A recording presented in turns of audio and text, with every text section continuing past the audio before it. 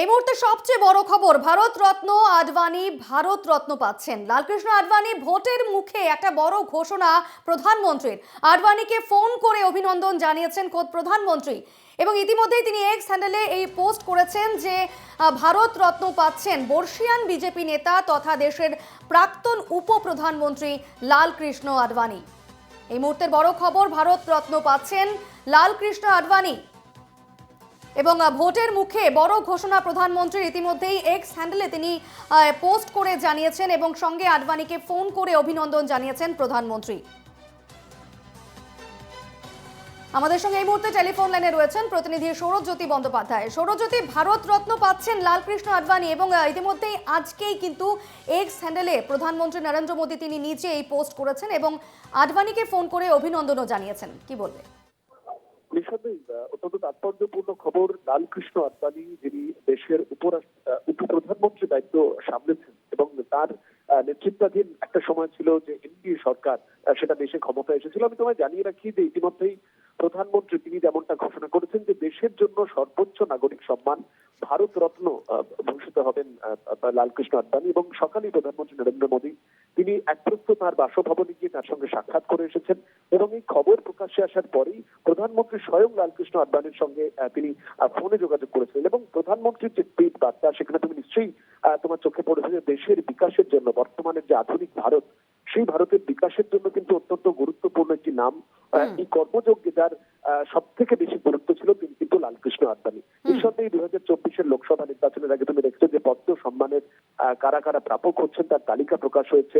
ইতিমধ্যেই সেটা নিয়ে কিন্তু দেশ জুড়ে আলোড়ন পড়েছে এবং অবশ্যই 2024-এর লোকসভা নির্বাচনের আগে দেশের প্রাক্তন কেন্দ্রীয় মন্ত্রী লালকৃষ্ণ আডবাণী তাকে ভারতরত্ন একেবারে সর্বোচ্চ নাগরিক সম্মানে ভূষিত করা, এটা কিন্তু তাৎপর্যপূর্ণ। বিপর্ণ একেবারে ভোটের মুখে এই ঘোষণা বিশেষ করে তাৎপর্যপূর্ণ এবং বর্ষিয়ান বিজেপি নেতা লালকৃষ্ণ আডবাণীকে ভারতরত্ন সম্মান দেওয়া হচ্ছে। খোদ প্রধানমন্ত্রী নরেন্দ্র মোদী তিনি এই ঘোষণা করেছেন এবং টুইটারে অর্থাৎ এক্স হ্যান্ডেলে তিনি এই পোস্ট করেছেন এবং নিজে অভিনন্দনও জানিয়েছেন ফোন করে লালকৃষ্ণ আডবাণীকে। আপাতত তোমাকে ধন্যবাদ সৌরজ্যোতি। দেখতে পাচ্ছেন এক্সক্লুসিভ ছবি এনকেটিভি বাংলায়, একমাত্র আপনারা দেখছেন সেই ছবি। কেক কাটানো হচ্ছে লালকৃষ্ণ আডবাণীকে দিয়ে এবং সেক্ষেত্রে এই মুহূর্তে কিন্তু সেখানে নিজে উপস্থিত রয়েছেন প্রধানমন্ত্রী নরেন্দ্র মোদী। আপনারা সেই ছবি দেখতে পাচ্ছেন, একেবারে এক্সক্লুসিভ ছবি একমাত্র এনকেটিভি বাংলায়।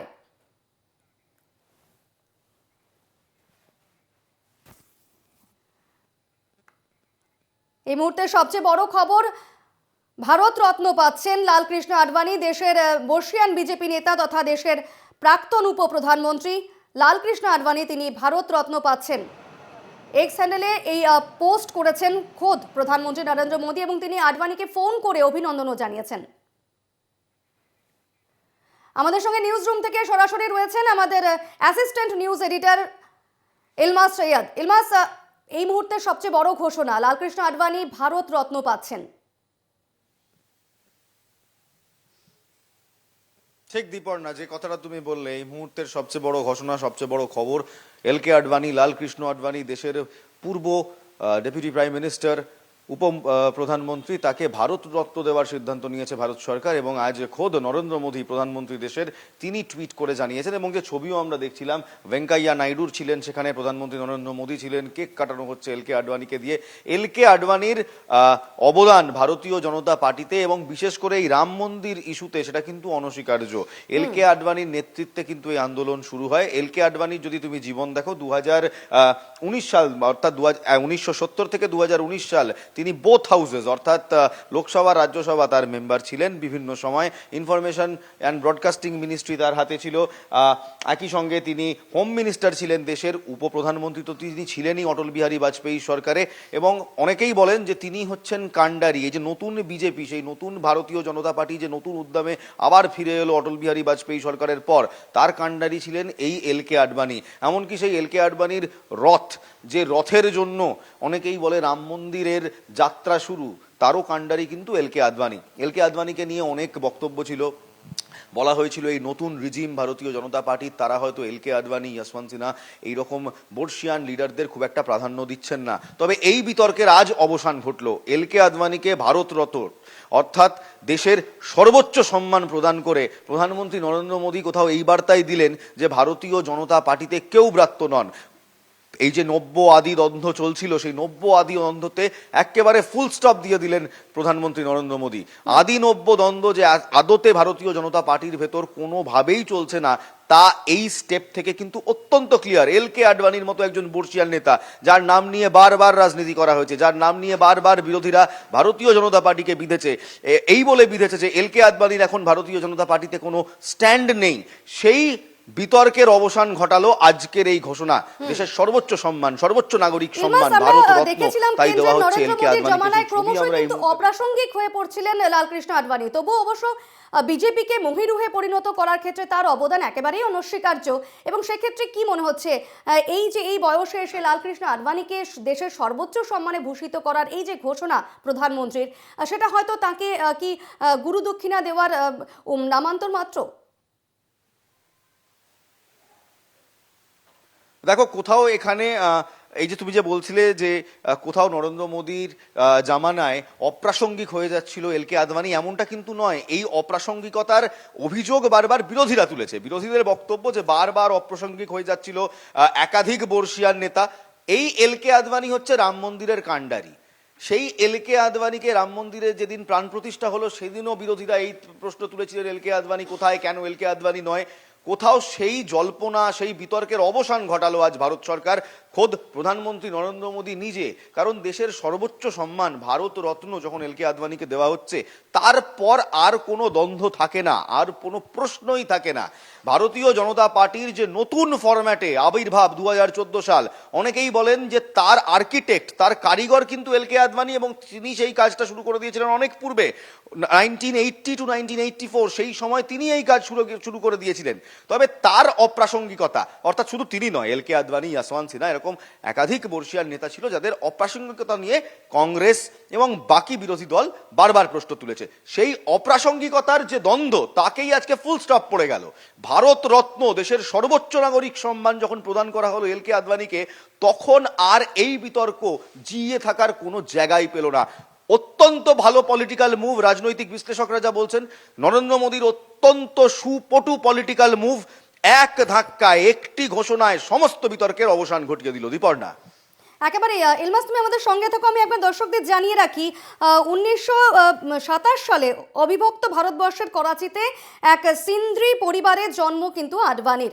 করাচির সেন্ট প্যাট্রিক স্কুলে পড়াশোনা এবং তারপর সিন্ধের হায়দ্রাবাদে ডিজি ন্যাশনাল কলেজে তিনি পড়াশোনা করেছেন। দেশভাগের পর আডবাণীর পরিবার মুম্বাইয়ে চলে আসেন, সেখানে আইন নিয়ে স্নাতক করেন আডবাণী। তবে করাচিতে থাকার সময় থেকে সংঘ পরিবারের সঙ্গে অনুষঙ্গ গড়ে ওঠে আডবাণীর, নিয়মিত শাখায় যেতেন। পরবর্তীকালে পূর্ণ সময়ের প্রচারক হয়ে যান। 51 সালে এদেশে জনসংঘ তৈরি হওয়ার পর আডবাণী তাতে সক্রিয়ভাবে জুড়ে যান। জনসংঘের তৎকালীন সাধারণ সম্পাদক SS ভান্ডারীর সচিবও ছিলেন লালকৃষ্ণ আডবাণী। পরবর্তীকালে জনসংঘের দিল্লি শাখার সভাপতিও হন। 1970 সালে জনসংঘের প্রতিনিধি হিসেবে প্রথমবার রাজ্যসভায় নির্বাচিত হন লালকৃষ্ণ আডবাণী। অর্থাৎ বলা চলে যে দেশের একেবারে বর্ষিয়ান বিজেপি নেতা তো বটেই, দেশের প্রাক্তন উপপ্রধানমন্ত্রীও বটে, এবং তার অবদান দেশের জন্য, তার যে অবদান সত্যি অনস্বীকার্য। ইলমাস,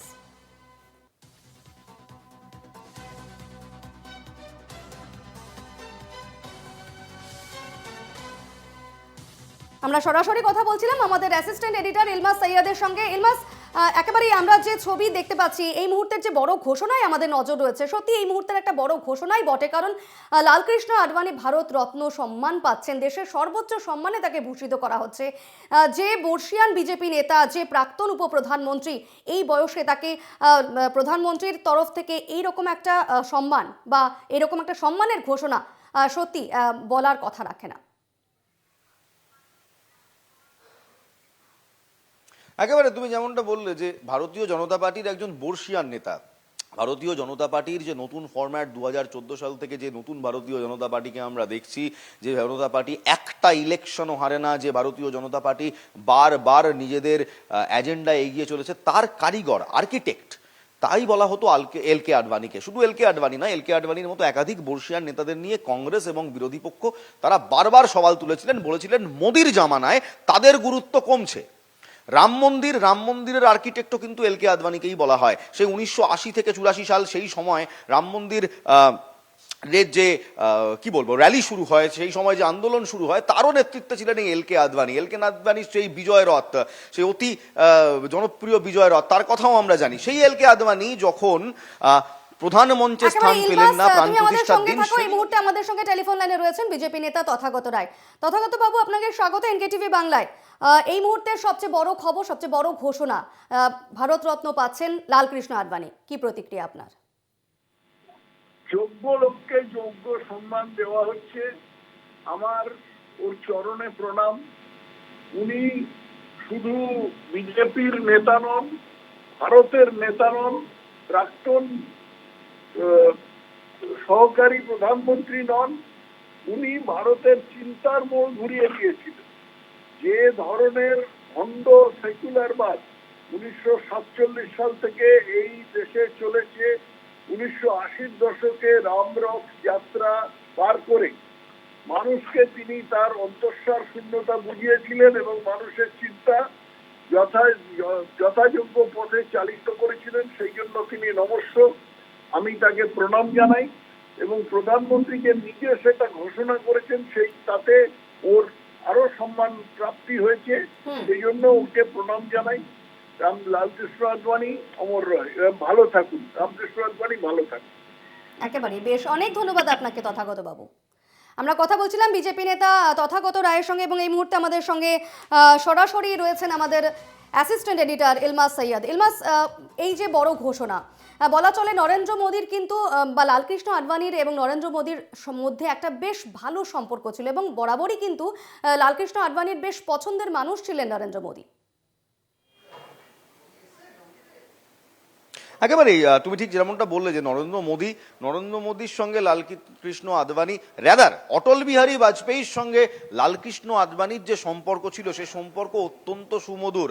দুজনেই মোটামুটি সমসাময়িক সময়ের নেতা, দুজনের বেড়ে ওঠা এক, দুজনের মতাদর্শ এক ছিল। তাই জন্যই কোথাও অটল বিহারী বাজপেয়ীর ক্যাবিনেটে সেখানে ডেপুটি প্রাইম মিনিস্টার অর্থাৎ উপপ্রধানমন্ত্রী হিসেবে স্থান পেয়েছিলেন এই লালকে আডবাণী। এই নিয়ে অসংখ্য বই রয়েছে, অসংখ্য লেখা রয়েছে, অসংখ্য আর্টিকেলস রয়েছে, যেখানে লালকৃষ্ণ আডবাণী এবং অটল বিহারী বাজপেয়ী এই দুজনের যখন রাজনৈতিক কেরিয়ার শুরু হচ্ছে, সেই সময়কার কথা বলা হচ্ছে। একই সঙ্গে নরেন্দ্র মোদী অনেকটা পরে, লালকৃষ্ণ আডবাণীদের অনেকটা পরে, কিন্তু তার সঙ্গেও লালকৃষ্ণ আডবাণীর সঙ্গেও নরেন্দ্র মোদীর যে একটা সুসম্পর্ক ছিল, তা অনেকদিন ধরেই দেখা গেছে।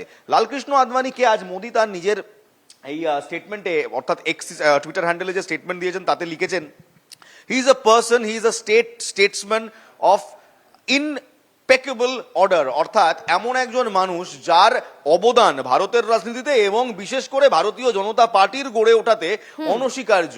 এটা কোথাও প্রধানমন্ত্রী নরেন্দ্র মোদী স্বীকারও করে নিয়েছেন। 2014 সালের পর থেকে একটা ডিভাইডের কথা বারবার বিরোধীরা বলেছে, বারবার রাজনৈতিক মহলও বলেছে, যে কোথাও যেন নরেন্দ্র মোদী এবং এল কে আডবাণীর মধ্যে, এবং বর্ষিয়ান নেতা যারা রয়েছিলেন সেই সময়ের, যশবন্ত সিনহা, এল কে আডবাণী, তাদের সঙ্গে কোথাও একটা দূরত্ব তৈরি হচ্ছে।